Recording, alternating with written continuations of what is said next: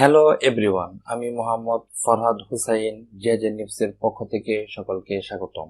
আজকে আমরা যে টপিকটি নিয়ে আলোচনা করব সেটি হলো সংখ্যা পদ্ধতি বা নাম্বারিং সিস্টেম।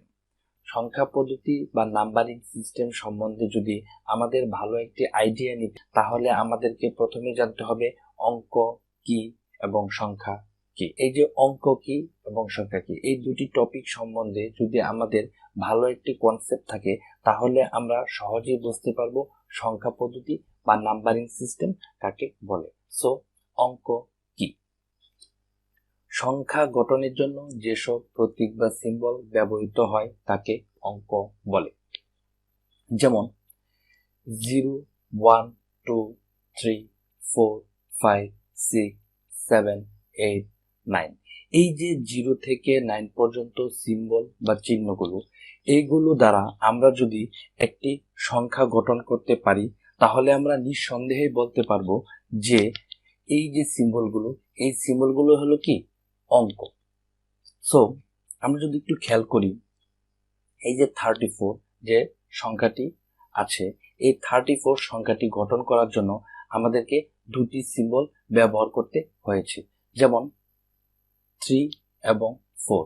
এই 3 এবং 4 দুটি সিম্বলের মাধ্যমে আমরা একটি সংখ্যা গঠন করেছি, সেটি হলো 34। সিমিলারলি আমরা যদি একটু দেখি যে 50, এই 50 সংখ্যাটি গঠন করার জন্য আমাদের কি কি সিম্বলের প্রয়োজন হয়েছে? 5 এবং 0।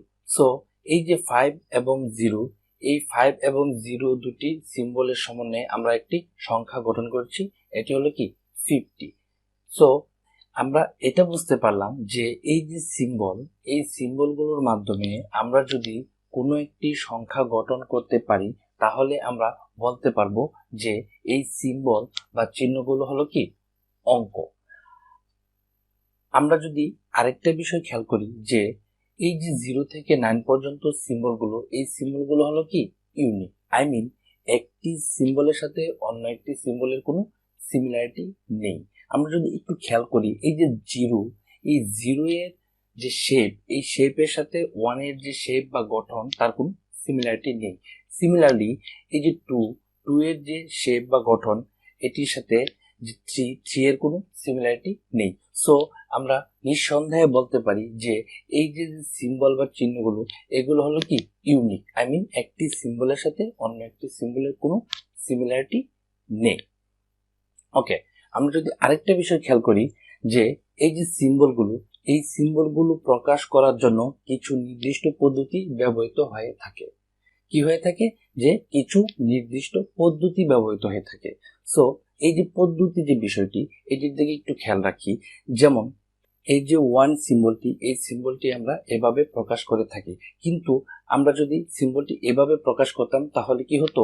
এই সিম্বলটি আমাদের ভুল হতো। কারণ কি?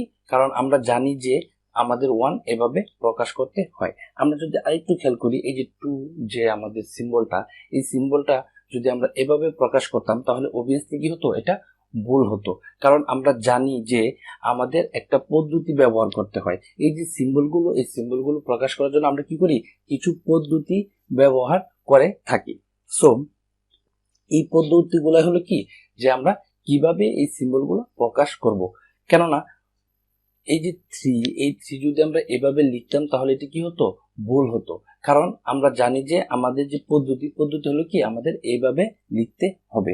সো আমরা এটা বুঝতে পারলাম যে এই যে সিম্বল বা চিহ্নগুলো, এই চিহ্নগুলো প্রকাশ করার জন্য আমাদের কি করতে হয়? কিছু নির্দিষ্ট পদ্ধতি ব্যবহৃত হয়ে থাকে। সো আমরা বুঝতে পারলাম যে সংখ্যা গঠনের জন্য যেসব প্রতীক বা সিম্বল ব্যবহৃত হয় তাকে অঙ্ক বলে। ওকে, ফাইন।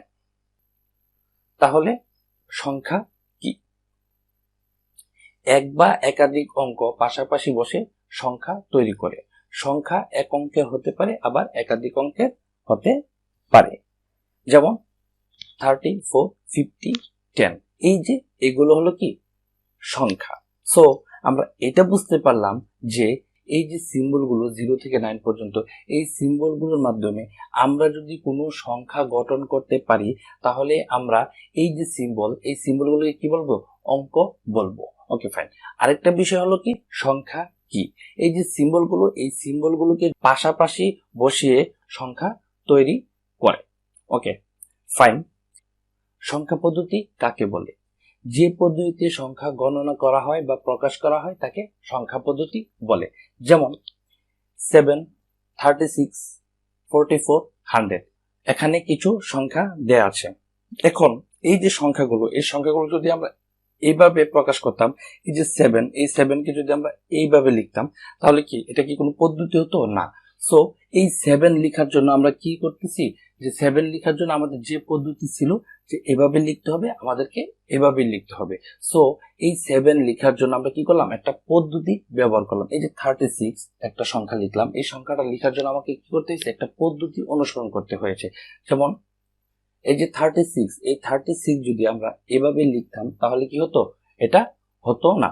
সো আমরা এটা বুঝতে পারলাম যে যে কোনো একটা পদ্ধতি ব্যবহারের মাধ্যমে আমরা যদি সংখ্যা প্রকাশ করি তাহলে এটা কি বলবো, আমরা সংখ্যা পদ্ধতি বলবো। সো আরেকটা বিষয় যদি খেয়াল করি, এই যে 100, এই 100 লেখার জন্য আমরা কি করলাম, যে একক, দশক, শতক, এখানে কি স্থানীয় মান ব্যবহার করেছি। সো এই যে স্থানীয় মান ব্যবহার করেছি বা এই যে পদ্ধতি, যে আমরা 1 এভাবে লিখলাম, 0 0 এভাবে লিখলাম, বাট এই 100 যদি আমরা এভাবে লিখতাম তাহলে হতো না। সো সর্বোপরি কথা হলো যে এই যে সিম্বলগুলা বা সংখ্যাগুলা, এই সংখ্যাগুলা প্রকাশ করার জন্য আমরা যে পদ্ধতি ব্যবহার করে থাকি তাকে সংখ্যা পদ্ধতি বলে। সো আমরা বলতে পারি যে পদ্ধতিতে সংখ্যা গণনা করা হয় বা প্রকাশ করা হয় তাকে সংখ্যা পদ্ধতি বলে।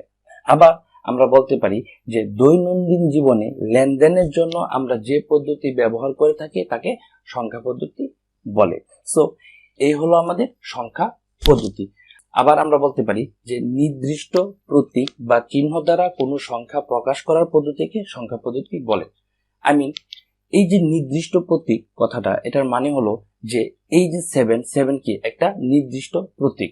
সো এই 7টা প্রকাশ করলাম, আমরা যদি একটু 7 এর দিকে খেয়াল রাখি, এই 7টা প্রকাশ করার জন্য আমাদের কি করতে হচ্ছে, এইভাবে লিখতে হচ্ছে। আমরা যদি এইভাবে 7টা লিখতাম তাহলে কি হতো না। একটু যদি খেয়াল করি, এই যে 36, এটা কি একটা নির্দিষ্ট পদ্ধতির মাধ্যমে লেখা হয়েছে। যদি আমরা 34টা এভাবে লিখতাম তাহলে কি হতো না। সো আমরা এটা বুঝতে পারলাম যে নির্দিষ্ট প্রতীক বা চিহ্ন দ্বারা কোনো সংখ্যা প্রকাশ করার পদ্ধতিকে কি বলে, সংখ্যা পদ্ধতি বলে। ওকে, আবার যদি আমরা একটু খেয়াল করি, যে পদ্ধতিতে সংখ্যানীতি অনুসরণ করে গাণিতিক ও জ্যামিতিক কার্য সম্পাদন করা হয় তাকে সংখ্যা পদ্ধতি বলে। আমরা এই যে আমাদের লাস্টের যে ডেফিনেশনটা, এটার দিকে যদি আমরা একটু খেয়াল করি, যে যে পদ্ধতিতে সংখ্যানীতি অনুসরণ করে, সংখ্যানীতি বলতে এখানে কি বোঝানো হয়েছে, এই যে আমি বারবার বলতেছি যে এই যে 7 এটা লেখার নিয়ম, বা এই যে 36 এটা যে লেখার নিয়ম, আমরা যে নিয়মে এটা প্রকাশ করে থাকি এটা কি বলা হয়, কি সংখ্যা পদ্ধতি। সো আমরা সহজেই বলতে পারি যে যে পদ্ধতিতে সংখ্যা গণনা করা হয় বা প্রকাশ করা হয় তাকে সংখ্যা পদ্ধতি বলে। বা দৈনন্দিন জীবনে লেনদেনের জন্য আমরা যে পদ্ধতি ব্যবহার করে থাকি তাকে সংখ্যা পদ্ধতি বলে। আবার আমরা এভাবে বলতে পারি যে নির্দিষ্ট প্রতীক বা চিহ্ন দ্বারা কোনো সংখ্যা প্রকাশ করার পদ্ধতিকে সংখ্যা পদ্ধতি বলে। এবং যে পদ্ধতিতে সংখ্যানীতি অনুসরণ করে গাণিতিক ও জ্যামিতিক কার্য সম্পাদন করা হয় তাকে সংখ্যা পদ্ধতি বলে। সো এই হলো আমাদের সংখ্যা পদ্ধতি। মেইন বিষয়টা হলো যে আমাদেরকে বুঝতে হবে যে সংখ্যা কি এবং অঙ্ক কি। সো আমরা এটা বুঝতে পারলাম যে এই যে আমাদের সিম্বলগুলা, এই সিম্বলগুলা হলো কি অঙ্ক। আর এই সিম্বলগুলোর মাধ্যমে আমরা যদি কোনো একটা সংখ্যা গঠন করতে পারি তাহলে আমরা এটা কি বলতে পারবো, অঙ্ক বলতে পারবো। আর আমরা এই যে সিস্টেমে বা যে পদ্ধতিতে এই যে অঙ্কগুলা প্রকাশ করে থাকি তাকে কি বলে, সংখ্যা পদ্ধতি বলে।